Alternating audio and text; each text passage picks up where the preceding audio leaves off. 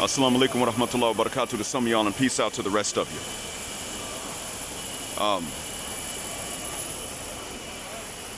What you're seeing here, of course, is very important to me. And I'm going to speak very quickly to try to make this beneficial to you in as little time as possible.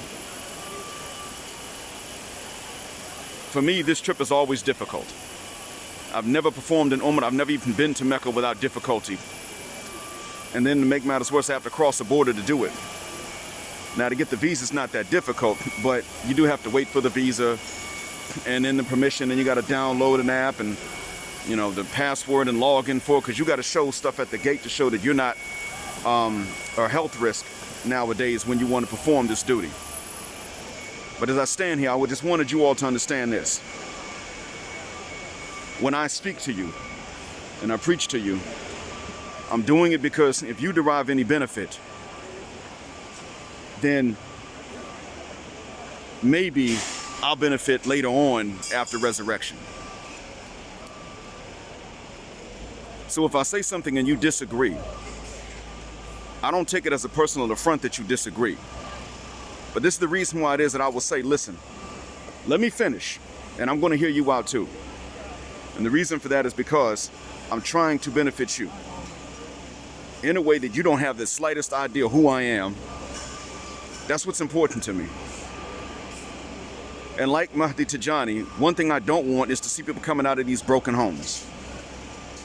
Unfortunately, a lot of them are going to have to break, because we're seeing a situation in which the very family units from which we come are only going to get worse, because we're dealing with a scenario in which male chastity was excoriated instead of being promoted, and female chastity was promoted in name, but what was actually promoted in practice was nothing more than impiety and exclusion. And now we have a scenario today in which her interests trump her unreasonable interests and expectations, trump his reasonable interests and expectations, which is unsustainable even in a single family unit, leading to more divorces and broken homes. I know I've had 2 divorces. It's not fun, but I understand why it happened. And that's the gist of it. So you don't have to necessarily agree with me personally, but understand what my motivations are. Because these trips here, in order to slough off sins and gain good deeds, are never easy for me. I'm running now 3 for 3. 3 times I've traveled, 3 difficult trips to get here. Do you think I want to undo all of this with something that I say to you on YouTube? If I make a mistake, it's going to be an honest mistake, because I'm human.